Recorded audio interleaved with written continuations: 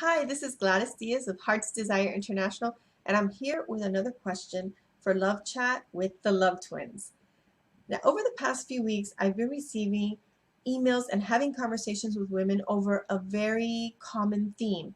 And I subscribe to the principle of three. If I receive three emails about the same topic or I have three conversations on the same issue, I like to think that perhaps the universe is sending me a message that there are more women with this particular pain point who are dealing with this pain in their lives, and that is something that we should address with the whole community. So I am going to do that today with a theme that just keeps coming up over and over again in the conversations and emails that I've been receiving. And that is, I'm hearing, Gladys, I was in a relationship with someone I really loved and cared about. That relationship ended, and I want to be in love again, but I just haven't been able to let go of that relationship. I haven't been able to move past the heartache and be able to go out there and meet somebody again. And when I do go out, I just don't feel like I'm connecting with the people. So this has been the theme, how do I let go of a past relationship so that I can have a new relationship? And if you've been reading our emails and blog posts over the past few weeks, I've been sharing a lot about my story with Rick. Rick and I just celebrated our 15th wedding anniversary, our 16th year together. And I've shared how, for me, it wasn't a breakup. It was that my late husband passed away, and I found myself that I wasn't 100% ready to be in a relationship, but I knew I wanted to start opening my heart again because I didn't want to be alone for the rest of my life, even though part of me believed that that was true because I already had this once in a lifetime love. So what are the steps, right, to let go of that? What was it that I had to do? Well, the first thing that I'm going to recommend that you do is that you, first of all, remember why the relationship ended. It's a little bit different with death, but if it was a breakup, a divorce, why did the relationship end? There was something about that relationship that wasn't working. Now, you don't want to use that to be angry or blame the other person. It's just you want to remind yourself that there is a reason why things ended. Because a lot of times when we find ourselves lonely and we start to miss being in a relationship, it could be that we're missing the person, but it could also be that we're just missing being in a relationship and we'll overlook the things that actually led to the relationship ending. So that's the first thing. The second thing is that you also want to do some inner work, do some reflection, and realize that it's okay that you don't feel 100% ready. I had to do that myself. If you would have asked me the night that I met Rick, are you ready to meet your future husband? I would have said, you're crazy, because I just didn't feel that. So just know that it's okay to not feel 100% ready. Anytime that we have uncertainty, there's going to be fear. Okay, and fear can either stop you or you can feel the fear and do what there is to do anyway. So if you're afraid, that doesn't mean you're not ready. It just means that you're afraid. Okay, the other thing to get clear about is that you don't have to completely stop loving the other person in order to be able to love somebody new.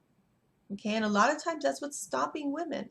And you don't have to, because if you wait, if there really was love, I think for me personally, there's always, I call it love residue. And so there's always going to be some affinity there, some type of affection. So if you've been waiting for the moment when you no longer feel love for the person, that could also be stopping you from moving forward.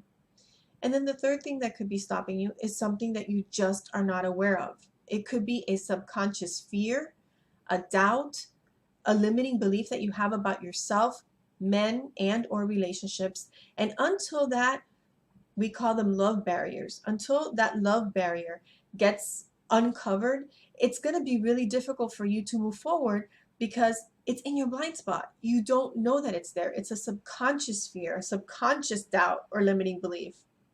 It could be a pattern that keeps showing up in your life and you keep telling yourself, why does this keep happening to me? Well, it's not that it's happening to you. It's just that it's something that keeps happening because subconsciously some action, behavior, or belief keeps getting repeated no matter who it is that you're in a relationship with or trying to even start a relationship with. So those are some 3 steps that I would say are your first steps. First, get clear about why the relationship ended and that you're not going to feel 100% ready. Okay, that's the first step. It kind of has 2 steps in it, right?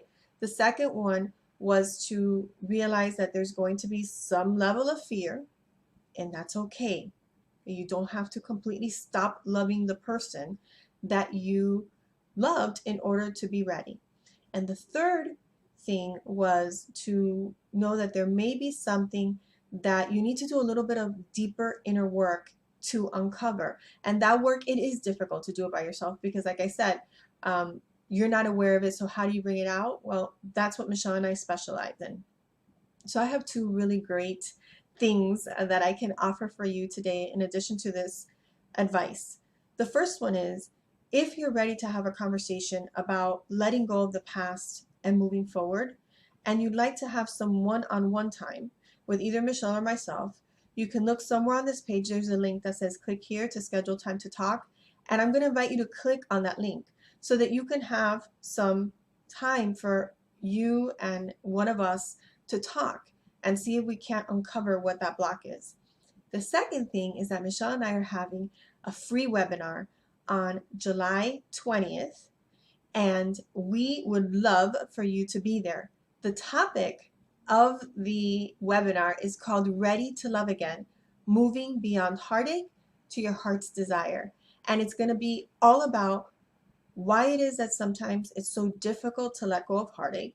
What are some of the steps that you can take so that you can break free of the past and start making changes in your life so that you can welcome new love in, okay? So it's going to be a very powerful evening. It's going to be some really great content. It's interactive, and we would love for you to be there. So again, on this page, there's a link that says click here to join the webinar.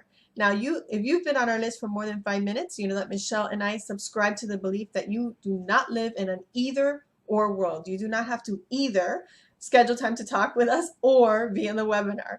You can do both. As a matter of fact, I would say subscribe to the webinar so you know you have your seat, because seats are limited, and then go ahead and click on the link and schedule a time to talk. Okay, we want to be there for you. We want to support you. You deserve all of the love, the happiness, and the joy that your heart desires. So go ahead and take these 2 steps and know that on the other side of pain and heartache, there is love and freedom beyond your wildest dreams. This is Gladys Diaz with Heart's Desire International, and until our hearts meet again, always remember that you are loved. Goodbye for now.